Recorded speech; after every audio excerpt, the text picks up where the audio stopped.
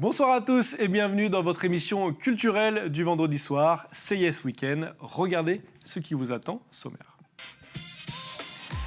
Ce soir, nous vous proposons d'aborder la question de la place de la culture kanak dans la société calédonienne. L'histoire de la Nouvelle-Calédonie a été marquée au fer rouge par la colonisation, une période qui a conduit à la négation du peuple kanak jusqu'à la période récente des accords politiques. Les accords de Matignon-Oudinot et celui de Nouméa ont inscrit dans le marbre le principe de reconnaissance de la culture du peuple autochtone. Dans l'esprit, il était question d'articuler la construction d'une identité commune, d'un destin commun autour de cette culture.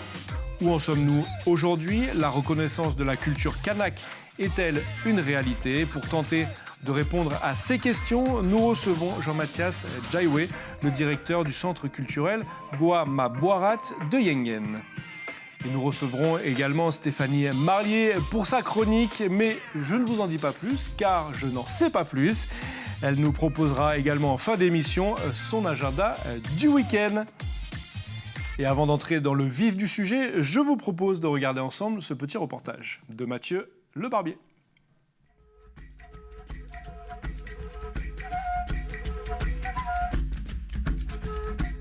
La culture kanak, longtemps rejetée durant la colonisation, est devenue l'une des pièces maîtresses de l'accord de Nouméa, signé le 5 mai 1998. Celui-ci précise très clairement que la problématique identitaire est centrale en Nouvelle-Calédonie. L'accord de Nouméa comporte ainsi des dispositions particulières se rapportant d'une part à l'organisation sociale coutumière et d'autre part au patrimoine culturel.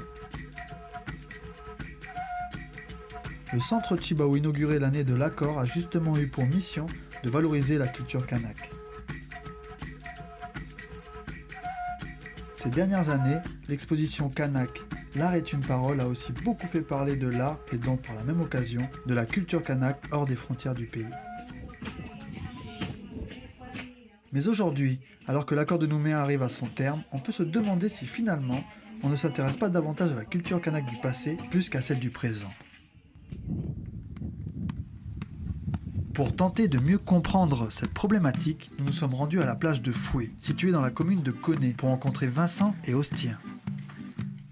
Le projet qui se passe ici, c'est la construction d'une pirogue lagunaire, une pirogue simple à balancier. Donc ici on a une coque, c'est un manguier, une coque de 7 mètres. Et du coup le projet c'est d'essayer de réaliser une pirogue comme celle qu'on voit à l'île des Pins. Pour éviter de tomber dans le folklore, il faut en permanence créer, inventer en même temps des objets, mais aussi inventer aussi des moments de rencontre pour qu'on puisse faire vivre justement la culture et puis qu'elle puisse exister. On fait en sorte qu'elle soit représentée. On fait coûte que coûte. C'est-à-dire qu'il y a des espaces, on va dire, officiels, centres culturels, il y a des choses qui sont créées, il y a plein de choses qui sont créées. Mais le contenu de ces centres et de ces espaces, il faut continuer à le raviver, il faut continuer à le... Et ça, c'est à travers tout ce travail-là de résidence, de moments où on fait de la création, de moments où on est sur une programmation de festival, des choses comme ça. En fait, c'est quand je compare, quand on va ailleurs, ou quand on entend les gens d'ailleurs qui nous parlent de notre culture, ou quand on va ailleurs et quand on se rend compte que c'est très riche, eh ben, par défaut, on se rend compte qu'ici, c'est dommage, mais on n'est pas reconnu. Est-ce que la culture, elle est assez représentée? Je dis oui, mais pas assez. Parce que c'est à chacun, à chaque être humain, à chaque Océanien, à chacun de nous de se sentir responsable par rapport à la pratique de la culture. Parler la langue, donner des outils, donner de l'amour à ce qu'on fait, faire les cases, faire les chants d'igname, faire les pyros, continuer à danser, à chanter. C'est quelque chose qu'on fait déjà. Mais on ne peut pas être à la place de tout le monde pour faire. Donc, c'est une question de sensibilisation, c'est une question on va dire, de façon d'être. Si la culture kanak elle était reconnue, ou si on avait fait plus pour la culture kanak, eh ben, ça ne serait peut-être pas les Kanaks qui sont là-bas en prison, ou bien déscolarisés, ou bien qui ne se reconnaissent pas vraiment dans cette société. Voilà, c'est tout ça qui nous permet de mesurer. Ce n'est pas théorique, c'est juste des faits qu'on retire de ce qu'on voit dans notre entourage. Voilà. Bonsoir Jean-Mathias. Bonsoir. Bonsoir. Ça va, merci d'avoir répondu à notre invitation. Alors avant d'évoquer avec toi la place de la culture kanak dans la société calédonienne, on va revenir rapidement sur les activités au centre culturel Goama Boarat, dont tu es le directeur. Ça fait maintenant 2 semaines que ça a repris. Comment tu te sens et comment ça se passe avec la crise actuelle C'est la reprise et on est très heureux de l'équipe de reprendre cette année. En sortie de crise, on a démarré avec le mois de mars avec la journée consacrée à la femme, à la condition féminine. Et on a cette année une programmation riche. Tout le long de l'année, on espère tenir pour que la culture et l'art puissent reprendre sa place dans la vie des Calédoniens. D'accord, c'est important. Oui. Alors, comme on l'a vu dans le sujet juste avant, l'accord de Nouméa stipule que la culture kanak doit être en quelque sorte l'une des pierres angulaires de la construction de l'identité calédonienne. Il y a eu des choses qui se sont faites, comme je pense à Mélanésia 2000, initiée par Jean-Marie Tjibaou. Est-ce qu'il y a eu assez de mains tendues pour toi? Est-ce qu'elles ont été saisies également? C'est difficile de faire un bilan. Mais moi, ce que je note, c'est que la culture kanak, c'est le pays de la culture kanak. La culture kanak, elle est bien vivante, mais peut-être pas au sein des murs, mais dans la vie de tous les jours. Les Kanaks, ils vivent leur culture, c'est une culture vivante à travers des cérémonies, des manifestations, à travers les naissances, les mariages ou les deuils, ou la vie du Kanak. Et même chez les autres, dans notre société pluriculturelle, en tout cas au moins dans leur esprit, la culture kanak, elle est bien vivante, cette partie-là. Après, tu as la partie de l'art, l'expression de l'art. Il y a peut-être du travail à faire pour reconnaître les artistes dans tout leur domaine. Mais on est en bonne voie, je pense. L'idée de Mélanésia 2000, c'était ça, c'était de sortir justement cette culture kanak des tribus et des... Oui, je pense que Tjibaou, les Kanaks de ces années-là, années 50, 60, après la Seconde Guerre mondiale, avec l'arrivée de l'alcool, les Kanaks, ils avaient un mal-être profond.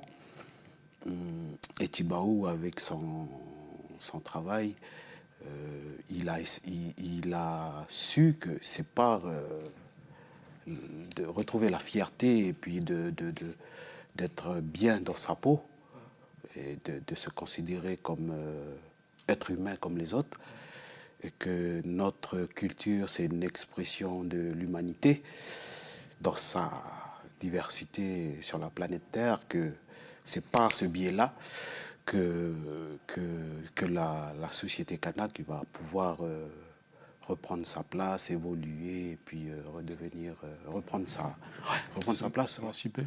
S'émanciper. Est-ce que Jean-Marie Tjibaou, il a également dit que c'était la base d'échanges plus profonds et plus suivis entre la culture européenne et la culture kanak. Est-ce qu'on y est parvenu selon toi? En tout cas, c'est ce que ces 30-40 dernières années, c'est ce que les institutions ou les hommes, ils ont essayé de faire. Et c'est difficile parce que dedans, il y a la politique, il y a les intérêts économiques, et on essaye de s'émanciper. Il y en a qui freinent au niveau politique.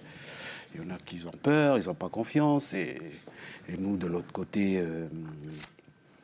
il y a un travail d'éducation qui n'a pas été poussé pour que les gens de chez nous puissent avoir les outils pour s'exprimer et puis pour montrer leur potentiel, pour dire que la culture kanak participe pleinement à la construction du pays.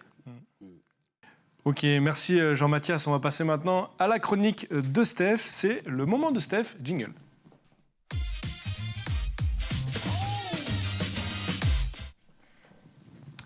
Salut Bonsoir Steph. messieurs, alors ce soir j'ai décidé de vous parler d'une jeune artiste, mannequin, influenceuse, militante ivoirienne, donc qui cartonne sur les réseaux sociaux. Elle s'appelle Laetitia Ki, elle a 26 ans, c'est l'artiste la plus suivie de son pays.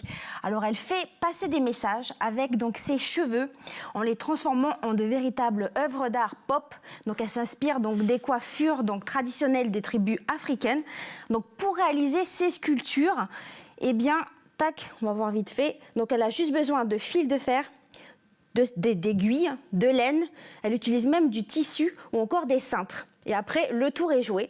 Donc elle utilise en fait ses dreadlocks pour évoquer les causes. Donc voilà, là ça c'est une petite... on voit ce que c'est, mais voilà ce que ça donne après. Donc on a plusieurs... elle fait vraiment, c'est pas mal. Donc en fait, elle évoque tout simplement des causes qui lui tiennent à cœur. Donc là, c'est comme les droits donc, des femmes.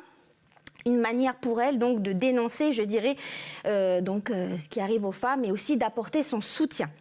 Donc elle est adepte, il faut savoir, du body positivisme. C'est un mouvement social qui prône l'acceptation et l'appréciation de tous les types de corps. Donc c'est pour ça qu'elle partage sur les réseaux sociaux son complexe, des photos où on voit sous ses aisselles poilues, et elle ajoute même aussi des extensions. Ah, ça j'aime moins ça.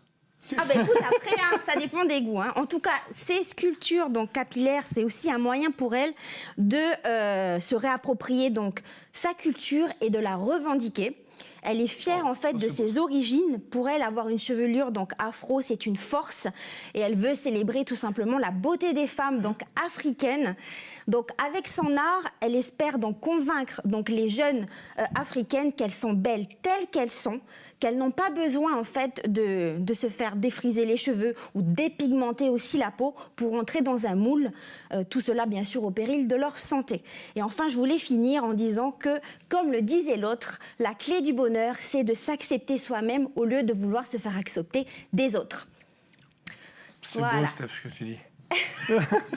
Merci Steph, c'est très sympa, ouais, carrément. Retour à la culture kanak, Jean-Mathias. L'État a fait un bilan de la mise en œuvre des accords en 2011 puis 2018. C'était plutôt positif. Est-ce que c'est un avis que toi tu partages sur la question de l'identité kanak? Oui, si on c'est pas regarde... assez, pour toi c'est... Enfin, moi, j'ai pas d'avis tranché. Je dis, on fait avec ce qu'il y a. Je veux dire, au niveau culturel, on a des centres culturels maintenant dans le Nord. Celui de Yingen, c'est Tjibaou avec Mitterrand à l'époque, financé directement par l'État. Maintenant, avec les provinces, il y a Koné, il y a Vaud, il y a Kanala qui se construit, il y a Wailou, aux îles. Mais ça, c'est les accords Matignon et Nouméa. Il y a le centre Tjibaou. La culture kanak, elle est bien présente dans le paysage. Mais il y a des insuffisances, moi je dirais, dans d'autres domaines comme l'éducation. Ouais. Parce que la culture, sans la base de l'éducation, à travers la famille et l'école, on aurait moins de problèmes de délinquance ou de problèmes de santé ou d'addiction à la drogue. Et moins de ça, ça va être plus de culture, plus de... Vous voyez, ouais. Tout est lié, quoi. C'est plutôt pour toi de ce côté-là que ça pêche. Voilà. Éducation. Ouais, surtout l'éducation, ouais. Ok. Tu en as parlé tout à l'heure, de l'inventaire du patrimoine kanak dispersé. Le but, c'est de rapatrier les objets kanak qui ont été acquis dans des conditions plus ou moins claires. Est-ce que c'est quelque chose qui a du sens pour toi, de rapatrier ces objets ici au pays? Pourquoi pas? Si les musées d'Europe veulent bien, moi je connais pas bien le dossier, mais s'il faut ramener, pourquoi pas? Quand ils sont partis, l'esprit de l'objet, il est parti avec. Et nous, on se demande, moi personnellement, je me demande si il faut pas ramener l'objet pour ramener aussi l'esprit des vieux qui sont partis avec. Mais bon, on va pas, comme dit Chibao, on va pas aller mendier encore. Hein. C'est une bonne chose, mais il faut encore aller plus loin, quoi. Ouais, voilà. Ok. En 2014, les coutumiers ont proclamé l'adoption de la charte des valeurs kanak. Est-ce que toi, tu estimes que cette charte, c'est devenu... c'est un document fondateur. Est-ce que tu estimes que le pays se l'a approprié, ce document? Non, je pense pas. Peut-être dans le milieu des coutumiers, ouais. Au Sénat, ou dans les conseils coutumiers des aires, dans les 8 là. Mais la population, je pense pas qu'ils se sont appropriés. Donc il faut les encourager à diffuser, à en parler dans tous les tribus, les districts, les communes. Parce qu'il faut pouvoir comprendre ce qu'il y a dedans pour rebondir et puis, commencer le travail de reformulation et puis parce qu'il y a beaucoup de problèmes dans les tribus, comme partout ailleurs, pas que chez les Kanaks. Qu'est-ce qui te fait dire que ça n'a pas été approprié par la population? C'est pas assez diffusé, je pense. Ça n'a pas été. Ils ont fait des tournées, mais il n'y a pas d'action concrète qui impacte positivement les tribus, les clans, les chefferies. À la Grande Terre, on sait qu'il y a beaucoup de problèmes parce que il n'y a plus de parole, la parole de vie que nos ancêtres, les chefferies d'avant, ils portaient cette parole. Tout le monde suit la parole parce qu'il y a des personnages qui incarnent cette parole et la société les structurée tout autour. Et on arrive à des chefferies puissants qui font des grandes choses. Mais nous, on est toujours impacté négativement, en plus de l'arrivée de la culture dominante mondiale, Internet. Il faut que nous, on se retrouve là-dedans. Et il y a beaucoup d'initiatives qui essayent maintenant de faire ce débat-là dans notre milieu. Et c'est très bien. Surtout qu'il n'y a plus de sous, là. Maintenant, on va bien réfléchir. Il faut arrêter de gaspiller l'argent. Il faut faire des bons choix. Et c'est tant mieux pour nous. Voilà. Il faut s'unir aussi. C'est voilà. Ça aussi la base. Voilà, s'unir. Nous, par exemple, au Centre culturel, on travaille pour mutualiser nos événements, nos actions avec la commune, avec les associations, avec la province, avec les autres institutions parce que l'offre culturelle, c'est le même public, que ce soit le public des communes ou des visiteurs, des touristes. On essaye de mutualiser nos compétences et nos moyens pour faire de beaux événements, quoi. Offrir des prestations de qualité. Ok. Tu parles de prestations de qualité, la transition est toute faite. On va avoir Steph sur le plateau. On va réaccueillir Steph pour son humeur de la semaine. Jingle.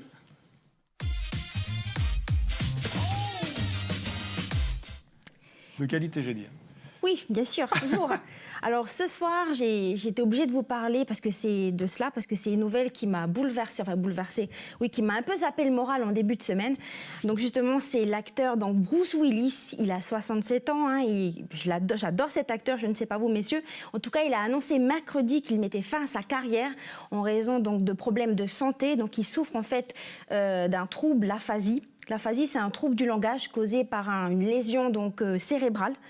Donc en tout cas pour moi, retraite anticipée ou pas, cet acteur restera une légende. Donc son œuvre restera à jamais gravée dans des films et séries que j'ai adoré. Alors je vais pas tous vous citer les films.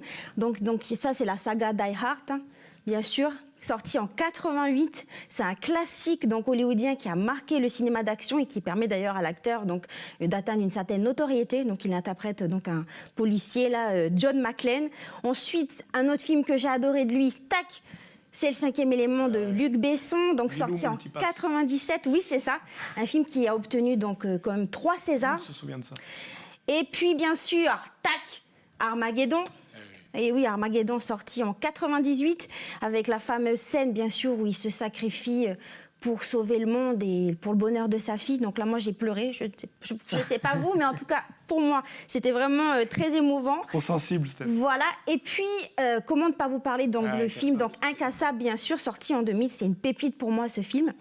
Alors, même si on ne le verra plus, pour moi, on ne l'oubliera pas, même si on ne le verra plus à la télé, du moins, parce qu'il ne fera plus de nouveaux films, mais c'est quand même un acteur qui restera gravé dans nos mémoires et on pourra toujours, bien sûr, revoir les films. Bah oui, voilà. C'est chef-d'œuvre, hein, c'est Sin City, celui-là.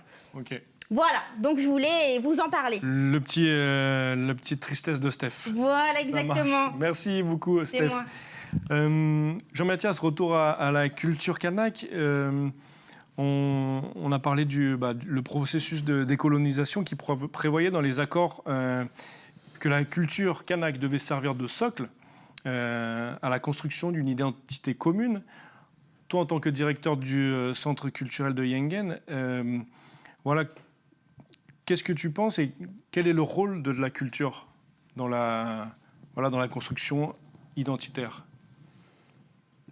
Il y a peut-être deux étapes que je vois, c'est que il y a la poursuite de la réhabilitation de l'identité kanak pour nous-mêmes, parce que, comme je disais, en même temps qu'on avance, il y a une culture mondiale qui écrase, entre guillemets, l'autre.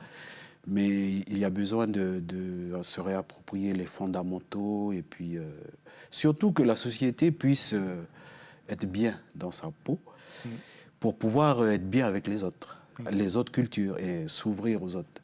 Et donc c'est la deuxième étape qui doit construire le pays pluriculturel, quoi. Mais il faut que les autres acceptent ou comprennent que nous, on a besoin d'être bien avec nous-mêmes quand on se regarde dans le miroir.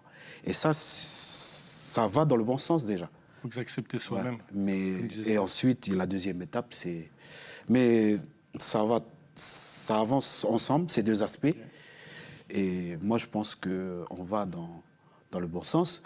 Après, c'est le chapeau, c'est la politique. Oui. Donc, soit ils nous emmènent dans le mur, soit faut qu'ils arrivent à s'entendre. Justement, on voit qu'il y a souvent des incompréhensions. Ouais. Est-ce que toi, tu y crois à ce destin commun? Oui, il y a des petits groupes qui vivent déjà. Après, l'enjeu, c'est que c'est le pays. Mais il y a des endroits où c'est une réalité, surtout chez les gens les métis. Et il y a encore des inégalités ou des cloisonnements vraiment qu'on observe, mais les valeurs que chaque groupe porte, c'est des valeurs universelles. Pas que kanak, pas que françaises. Il y a des valeurs comme le respect, comme l'humilité, comme le travail et tout ça. Et c'est ça qui va je pense, qui va nous rassembler. Nous rassembler, ouais. Merci beaucoup, Jean-Mathias. On arrive maintenant à la fin de l'émission. Merci beaucoup d'être venu sur le plateau. On va faire un petit horizon des rendez-vous culturels de ce week-end.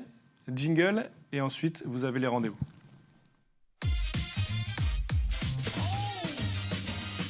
Besoin de vous évader dans le calme ce week-end, je pense que l'exposition Peinture cellulaire de l'artiste Anne-Marie d'Angleberme vous le permettra. Il s'agit de la toute première exposition dans l'espace artistique du lieu commun sur Nouméa. Dans une farandole de couleurs, l'artiste vous emmènera avec elle dans un monde doux et puissant à la fois.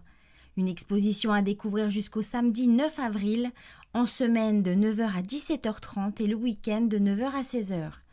Maintenant, si vous aimez les petites bébêtes comme les araignées par exemple, sachez que vous pourrez découvrir l'exposition Araignées entoilées au Centre culturel de Vaud en province Nord. Celle-ci est proposée par l'Institut de recherche pour le développement et par l'association Endemia. Une exposition instructive qui vous permettra d'en apprendre un peu plus sur ces insectes qui sont présents sur Terre depuis au moins 380 millions d'années et qui sont, malgré les apparences, importants pour l'équilibre des écosystèmes naturels. Une exposition visible jusqu'au 13 avril, de midi à 17h le mardi et le jeudi, de 10h à 11h et de midi à 17h le mercredi et le vendredi, et enfin le samedi de 8h à midi. Merci Steph pour cet agenda culturel. Merci à tous de nous avoir suivis. La semaine prochaine, vous retrouverez Mathieu Le Barbier à ma place, qui j'espère sera remis. Et nous, on se dit à bientôt. Tata tout le monde.